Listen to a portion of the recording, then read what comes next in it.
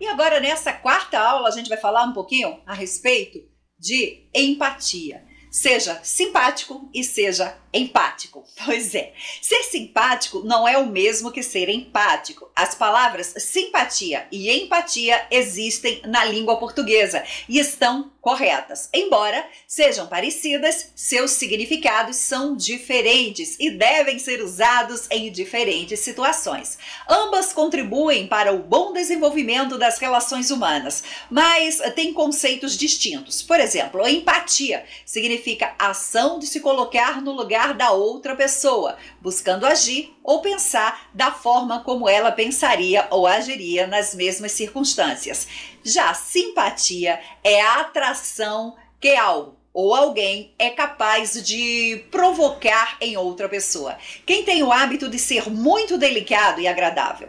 No mundo empresarial é fundamental que você pratique a simpatia e também a empatia. Só que com veracidade para não soar de certa forma como falso. Sabe aquelas pessoas que se referem a você como flor, amor, docinho, querida, querido, com aquele sorrisinho de canto? Isso é um mau sinal. Tem pessoas que fluem com o ar querendo ser simpático, que é tão artificial que se torna fácil. Para ser simpático e empático sem fingir e passando liberdade, você deve iniciar fazendo um trabalho interno dentro de você mesmo, com você próprio. Dessa maneira, vai trabalhar sua mente com o desejo de ser real, de ser realmente um ser doce e que sabe enxergar o próximo sem julgamento. Para auxiliar você nesta aula, vamos fazer uma tarefa aqui e agora, juntos. Bom, então vamos à nossa análise aqui do que a gente vai fazer nesse momento, né? Eu quero que vocês, nesse nosso exercício, prestem bastante atenção a essa imagem que vocês estão vendo agora. É a mesma pessoa, sendo em situações diferentes, porém com a mesma postura. O que é que essa postura dela está transmitindo? Que tipo de comunicação ela está nos passando? Quando nós vamos praticar a empatia, a gente precisa olhar para o outro, nos anulando e nos colocando no lugar dele. Como o personagem é apresentado, por exemplo, nesse momento. É como se você estivesse assistindo um filme. E aí você está olhando aquela pessoa que está conversando com você. Se ela fosse o personagem de um filme que você estaria assistindo, é essa forma, é essa maneira que nós temos que enxergar a empatia. Observe essa figura agora. A gente tem aí um homem que ele está caminhando, a cara dele está um tanto quanto brava, ele está com os ombros bastante erguidos, passando uma comunicação de imponente de uma pessoa de certa forma decidida, mas também um pouco agressiva. Então nós temos que observar isso. Quais são as motivações dele como personagem? O que é que motiva ele a caminhar dessa forma, a ter essa postura, a ter esse tipo de posição? Imaginando como essa pessoa está agindo e de que forma ela reage ao que lhe acontece. Então, o que é que lhe motiva, né? O que é que ele traz? Como é que ele está se desvencilhando aí do seu próprio ponto de vista, das situações que estão perante ele? É realmente praticar a empatia, é saber conduzir a resposta a essas perguntas. Agora vamos trazer características extremamente ternas e humanas envolvendo essa pessoa.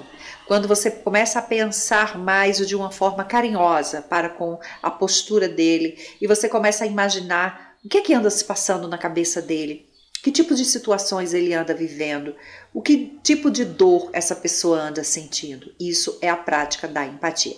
Agora observando essa imagem muito fofa, por sinal muito linda, mas vejam só. A gente tem lágrimas aí, nós temos flores, nós temos música, tem toda uma contextualização histórica e remete, claro, a um romance e também um coração partido, se você for analisar toda a comunicação dessa imagem que ela está passando. Esse momento, ele é um momento bastante marcante, mas marcante para qual dessas duas pessoas?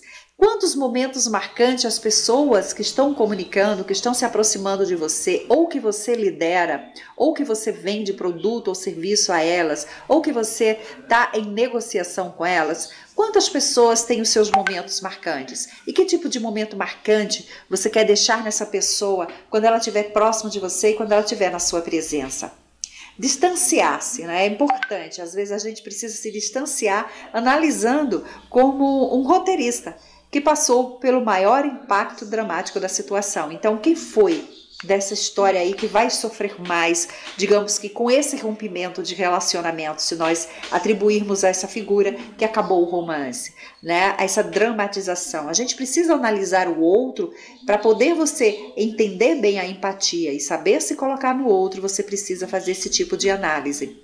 Vamos lá, trazer características extremamente ternas e humanas, então, envolvendo essas duas pessoas, nos sensibilizando com a situação dela, com aquilo que ela está passando. E para que eu faça isso, eu preciso me anular completamente das minhas emoções, das minhas percepções, das minhas sensações, para que eu consiga viver na íntegra ou me aproximar o máximo possível do que o outro está sentindo. Quais são, então, agora, nesse momento, que você responda para você, que você até anote quais são as suas vulnerabilidades de cada um dos personagens acima que você percebeu, né? Quais são as vulnerabilidades que foram percebidas por você, analisando, fazendo análise de todos esses personagens que nós estamos vendo aqui nessa apresentação, de todos deles, né? Olha só para vocês darem uma olhada. Então, quais são as vulnerabilidades, quais são as emoções que eles nos transmitem, que eles nos passam? É importante a gente saber responder essa pergunta. E, por fim, você vai escrever uma cena real, uma cena do seu dia, uma cena da sua vida, onde você agora irá analisar aquela pessoa que você não se imagina no lugar dela, pois não simpatiza muito com ela. E você vai responder exatamente essas perguntas. Como se desvencilhar do seu próprio ponto de vista dessa situação, né? Da situação que a pessoa está construindo em volta dela, da maneira como ela fala, como ela age, como ela pensa e como ela se dirige a você. O que é que essa pessoa teria sentido para chegar a ter as reações que ela tem e agir como ela age, às vezes com muita antipatia? Esse momento também foi marcante para essa pessoa? Será que há esses momentos que você deduz que marcaram ela, que você conseguiu encontrar a resposta? E outra, distancie-se, analisando como um verdadeiro roteirista. Quem passou pelo maior impacto dramático dessa situação? Sabe aquela pessoa que é a primeira vez que você encontra com ela, ou aquele cidadão que está com você no seu trabalho, ou aquela pessoa que você é obrigada a negociar com ela, aquele cliente que você considera muito chato?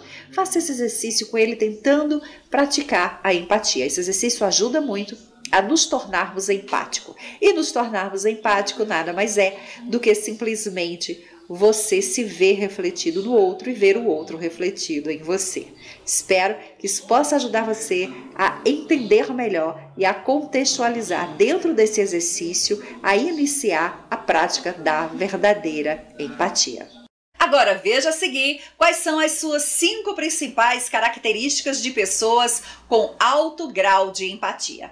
Número 1, demonstram atenção plena e genuína. Número 2, ouvem a outra pessoa de forma bastante ativa. Número 3, pensam muito bem antes de falar. Número 4, reconhecem o valor das perguntas de forma adequada. Número 5, buscam estabelecer conexão. Quem faz uma empresa ter sucesso são as pessoas que nela trabalham. Maquinários, processos políticos empresariais, móveis, imóveis, sem o fator humano, nada produzem. Daí a relevância da empatia como diferencial competitivo. Ela impacta no clima, na capacidade de comunicar, de engajar, criar conexões genuínas e profundas. Sem ela, seria impossível construir cooperação, colaboração e trabalho em equipe. Até a nossa próxima aula, espero que essa possa ajudar você.